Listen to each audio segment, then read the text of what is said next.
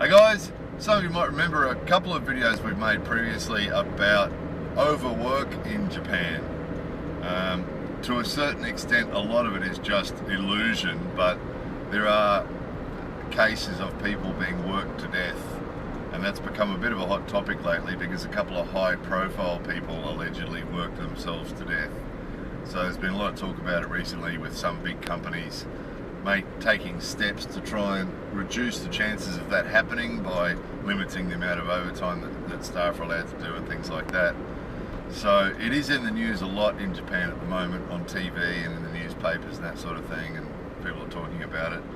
But it's really, you know, there has been some changes with some companies making some changes like that, but generally it just, like everything in Japan, anything that's going to change takes a long time to change, like many years to change. And this is going to be another one of those things. And it's really not, the image that you get, if you look at the media, the image that you get is these companies are working these staff to death. But the reality really is different. I mean, the companies are probably 50% responsible, or, you know, partly responsible. But really, the workers themselves obviously are choosing to work where they're working and do what they're doing and go along with it and that sort of thing. And of course, there is a cultural pressure from, and we've talked about this on previous videos, from co-workers and from family even. You know, family in Japan will push their family members to work harder. If a family member says that, you know, works really hard, they go, oh, genbare, you know, try harder. Whereas in a lot of countries, if a person was sort of overworking themselves, their friends and family, and even their bosses and co-workers often would tell them to slow down and take it easy. Because, you know, in a lot of civilized countries, we are concerned for the well-being of our friends and family and co-workers and staff, aren't we? But here the culture's more about, you know, going hard. Some of you might remember a video that we made about pain and suffering in Japan, and about, you know, pain and suffering and being a martyr is sort of considered to be the norm, really. And that's what sort of triggered this video. Is it's a combination of things. As with most of these videos, they're usually triggered by a combination of things that all sort of come together and combine to prompt the video. And this is the same. There's constant talk about it in the media about, you know, the people working themselves to death, and the companies, and, you know, bosses of companies standing up on TV and bowing deeply and apologising, and, you know, all those sort of images that we're seeing all the time. But at the same time, the people that we know, the Japanese people that we know in our lives, our friends and family, are classic examples of why it's not just the company's fault. You know, it's just the culture. It's, you know, even kids here, you see kids, and this is sort of what prompted the videos. If you come to Japan, and with most of our videos, they're sort of partly for people who are interested in Japan, and partly for people who might come here. And something, if you come here, and particularly if you're here for a long time, most of these things, if you're only here for a short time, they probably won't bother you at all. You might notice them and go, oh yeah, that's right, I heard about that on that video. But if you live here long term, some stuff like this can start to wear you down. And this one is, when you ask people how they are, everybody says they're tired. Everybody says they're tired. Oh, tsukareta, you know, tsukareta. And it's not done in a way that's complaining. It's just telling you that they're tired. They're not complaining about it. They're just telling you that they're tired. And everyone does it. Everyone does it. And if your conversations are in Japanese, everyone does it in Japanese. If your conversations are English, as with one of our funnier videos, most people, if you say to them in English, how are you? Most of them will say, I'm fine, thank you, and you? That's fairly standard here, you know. But if you do get somebody who gives you something different than the robot answer, they will say, I'm tired. You know, and a lot of us come from cultures where usually a positive response is good to how are you, isn't it? You know, I'm great, excellent. You know, I'm okay, I'm pretty good, and how are you? And usually a positive sort of response. I mean, you know, usually we're truthful, aren't we? If we are genuinely tired, we'll say so. And, you know, if there's something going on that's not good and it's a family member or a friend that's asked us, usually we'll tell them the truth. But here, you just rarely get a positive answer. You rarely get a, hey, I'm great. It's almost always this, I'm tired, you know, I'm tired all the time. And you know, we've talked about this before, they start speeches with, oh, isagashi naka, you know, in the middle of being busy, thank you for coming to this meeting. Or in the middle of being busy, thank you for coming to this wedding. And there's this perpetual thing in Japanese culture about how everyone's busy. Everyone's saying they're busy, everyone's saying they're tired, everybody's saying that other people are busy and tired. Oh, I know you're very busy, but, you know, thank you very much for helping me because I know you're very busy. And everybody's doing it. And quite often we know for a fact it's not true.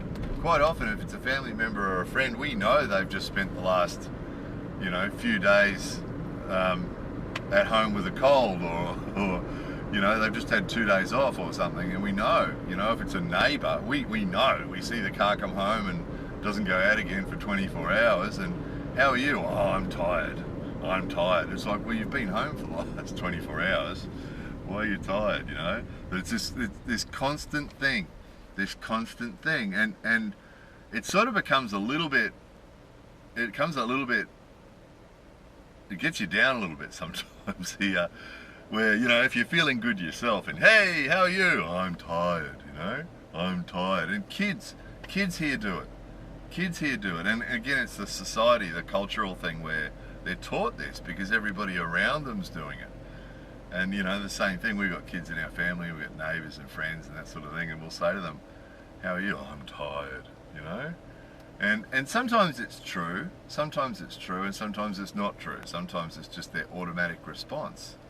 You know, and they're not really thinking about it, they're just saying it. And that's sort of what can sort of become a bit, and again, this video isn't complaining. These videos that are about topics like this are not complaining and not suggesting anything should change. There's always someone who gets on their horse and starts to say, you shouldn't complain, if you don't like it, you should leave, and Japan's the way it is, and you can't change it. And we've never said on any video Japan should change.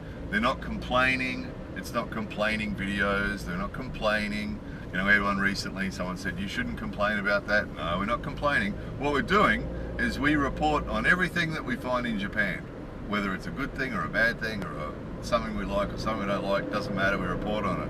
But stuff like this, it's sort of worth mentioning because when people are aware of stuff like this before they come here, then when they experience it, they're already a bit better prepared because they're aware of it. They go, oh, this thing, I remember this thing, you know.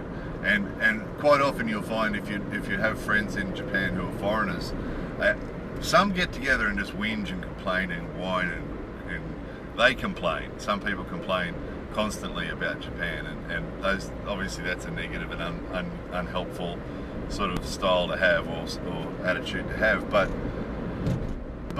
a healthy way to do it is just to talk about it, because quite often when you talk about these things and you're mutually aware of them and you go, oh yeah, that thing, that can be quite healthy, because then your attitude towards it is, oh yeah, look, that thing exists and it's just the way it is, and oh, you noticed it too, oh yeah, okay, it's not just me then, you know, and that's quite healthy, and that is often the case. But what tends to get to you when you know these people is the first one is when you know they're not busy. And then they tell you they're tired, and you think, well, why are you tired? You know, I know that you haven't done anything for the last 2 or 3 days. Why are you tired? And you know it's just an automatic negative response. You know, I'm tired. And again, they're not complaining. It's very carefully done, because complaining in Japan is considered to be very uncool, as we mentioned before. But they're not complaining. They're just telling you that they're tired. You know, and when it's not true, it's like, oh, come on, you know, come on. And then when it is true, that can sort of get annoying after a while too, because these people have a choice, you know, and if they are genuinely tired because they're doing too much stuff, then what sometimes, you know, when we're adults, you know, in a lot of other countries, if somebody's doing too much stuff and they're telling you that they're tired, you'll say, well, maybe you should go to bed earlier. You know, maybe you need to cut down on some of the things that you're doing. And because nobody's really spending, there's very few people here who are really spending 7 days a week, 12 hours a day at work. That's pretty rare. Most of that stuff that you hear is exaggerated, and you know, the people are going to sleep on their desks at work, which actually is considered to be a positive thing here. If the boss sees you sleeping on your desk at work, it's actually a positive thing. They go, oh, he's working so hard, he's exhausted, right? So, but you know, there's people that give the impression that they're working all the time here, that they're really not. You know, we see them hiding all the time outside the convenience stores. You know, company people, you see they're in their suit and they're driving the company car and they park up at the convenience store, you know, at 1 in the afternoon or 4 in the afternoon or 8 o'clock at night, and they'll just sit there and they'll be watching TV, because the cars all have TVs. They'll be watching TV and they'll be eating something from the convenience store, have their feet up and smoking and relaxing, and you know everybody thinks they're still at work. Their family and their boss and everybody thinks they're still at work, and then, you know, they're sitting in the convenience store car park. So it's sort of like you want to say to them, well, you need to cut down on what if they genuinely are tired, well, you know, go home and go to bed, you know, because you know, it is true that there's a bit of pressure from the companies to do the work, and there's pressure of the companies to do the socialising after hours and that sort of thing. But when you know these guys, when you're actually a part of their lives, you know, the family and the friends and the neighbours and people, when you are a part of their lives and you actually do see what they're doing, you know they've got choices. You know that most of them, you know, there'd be very rarely anybody who's really worked to death by the company is pretty rare here. Really, most of them, they're choosing to do it. They're choosing to do it because it's just this cultural thing that being busy all the time and being like a martyr. It's like a martyr complex thing where they all feel they've got to be like martyrs. And you'll never hear anybody here say, you know, say to them, what you do on the weekend? Oh, I spent the whole weekend on the sofa watching TV. You'll never hear it. You'll never hear it. They always try and make it sound like they were really busy. And again, even if you know what they did on the weekend, and you know that they had a pretty cruisy weekend, they still won't say it like that. They'll say, oh, you know, I was busy and I went to here and I went to there, and they try and make it sound like they were busy. It's just this cultural thing, you know, which, you know, again, those of us who come from other countries where doing your own thing is sort of the norm and doing your own thing is cool, it's a bit hard for some of us to understand. And this is the problem, when you've got an adult complaining to you that they're too tired because they're too busy, and you know that, you know, half of what they do is by choice. Or in fairness, you know, an adult, everything that they do is by choice, isn't it really? If the company's that bad, you know, quit. The unemployment levels in Japan aren't that low. It's not that hard to get a job in Japan, you know. But you know, so when you come from another country other than Japan, quite often that's in the back of your head when you're hearing these adults complaining about how tired they are, or not complaining, saying how tired they are. It's very hard not to think, come on, you know, make some other decisions then. You know, choose not to do some stuff. And I mean, the truth is, as we've mentioned before, a lot of the stuff that people do here is a waste of time, really. It's not necessary. Not necessarily a waste of time, but it's not necessary. You know, the kids are a good example of that. It's ridiculous to hear kids complaining, not saying how tired they are, particularly junior high school and high school kids, because, you know, they start junior high school, they start doing club. So we talked about club before, so club could be anything from, you know, a tennis club at school, it's the school tennis club, or it could be the school, we know a guy who's in the school train club, so he goes to train club and they all make model trains and they talk about trains and they have books about trains, and you know, they'll go to club, and again, over the top, they don't go to club once a week, they'll go to club four times a week, you know. And they'll go to Juku, they might be at Juku till 10 or 11 o'clock at night, and again, they'll go 3 or 4 times a week, and they'll go on the weekends, but again, most of the time they spend at Juku is just spent looking at their phones, or talking to their friends, or eating something, or, you know, faffing around and wasting time. So, you know, again, we made a video a while ago, what was it called? About this smart biz, and we're talking about how that a lot of this stuff could be reduced just by working smarter instead of putting so much time into everything, just to put more thought into what they do and be a bit more efficient and effective in what they do. Because a lot of the time that's spent here doing stuff is just wasted. You know, there's a lot of time spent doing things that could be done more efficiently and effectively, and it's just wasted. And it's because this thing perpetuates. They want to be busy. The goal isn't to do things efficiently and effectively and get it done and then be free and go home. That's not the goal. The goal is to you know, faff around and spend as much time at school or juku or club or work as possible. So I know this might sound a little bit harsh, but those of you who've lived here for a period of time will no doubt recognise what you know, this exact thinking, that we see this all the time, you know, and it's considered to be normal, and you just don't hear people talking about ways to do things more efficiently, and we've talked about that on other videos too, is that actually gets rejected. If you actually think of a way of doing something more efficiently and quickly, people don't accept that because they've got their way that they've always done it, and they always do it that way, and it's sort of seen in a negative light. If there's something that you're doing and you think that there's a better way to do it that's going to save time, it's sort of like you're lazy, is the way they see it. Oh, you know, he wants to do it the easy way. That's the way they'll see it. He's trying to cut corners and do it the easy way. And you say, well, you know, if we do it this way, it's going to have the same result and it's going to take less time. Some of you might remember an example. We're rebuilding at the Q-Dog Club. We're rebuilding the Azuchi, which is the big dirt embankment behind the target. So Q-Dog's the bow and arrow, the archery, Japanese archery. And there's a big dirt bank behind the targets, and once a year that gets torn down and rebuilt, and it's all dirt, just a amount of dirt. And we had to move a lot of dirt from one place to another, and they were shoveling it into bags, into Hessian bags, and putting it over the shoulder and carrying it, which is a really slow, inefficient, tiring way to do it, you know. And in summer, in the heat, and in an adjoining building, there was 2 wheelbarrows. So the foreigner, like a lazy fool, pointed out to somebody else, hey, you know, there's 2 wheelbarrows over there. If we hadn't got those wheelbarrows, we could wheel them down this slope here, and we could get this done, you know, much quicker. And the guy that I said it to just went, so done, you know, yes you could, sort of thing, and just continued loading the Hessian bags. And it's because that's the way it's been done forever, and that's the way they do it, and nobody wants to be the one to say, hey, let's do it an easier, smarter way. You know, let's get the wheelbarrow, because no, that's not what we do. We do the Hessian bag thing.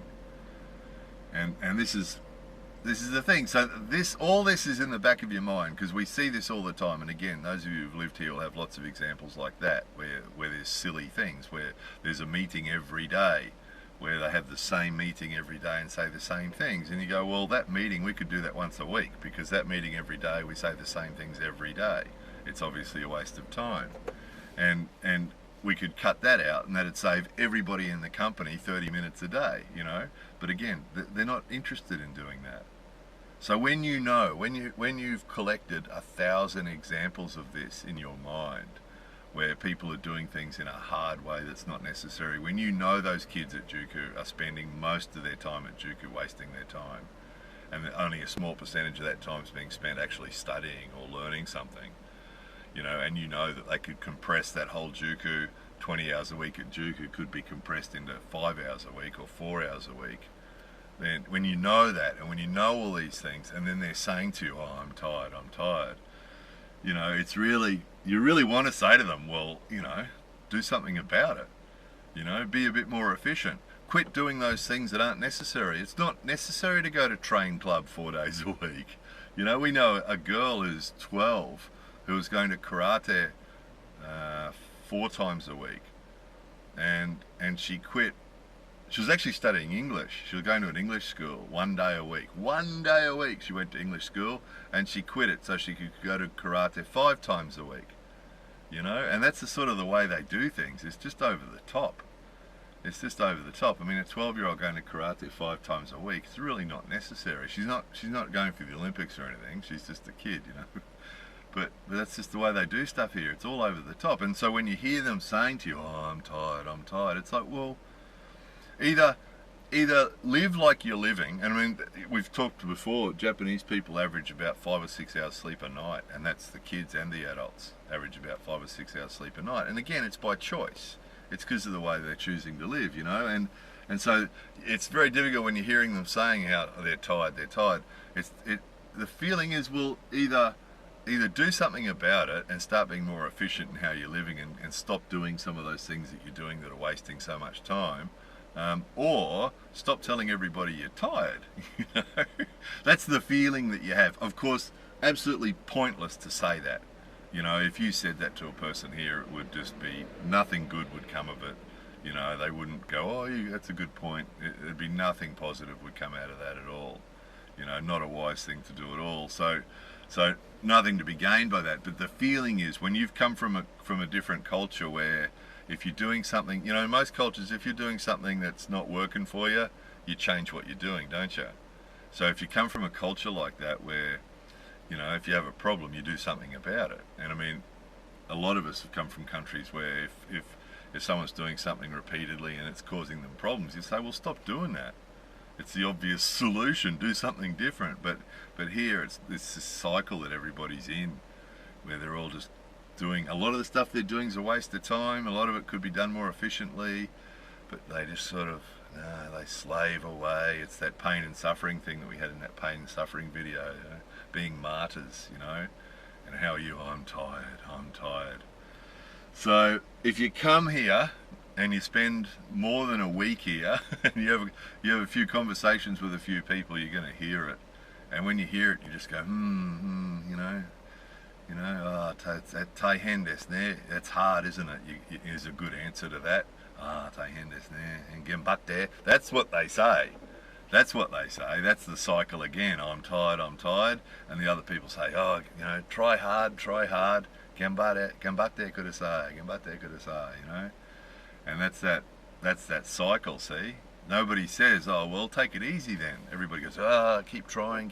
And I will, hey, genbarimasu, I'll try. You know, and it goes back to our reality and illusion video, really. A lot of it's just illusion, but they sort of perpetuate it themselves. They make it a reality, you know?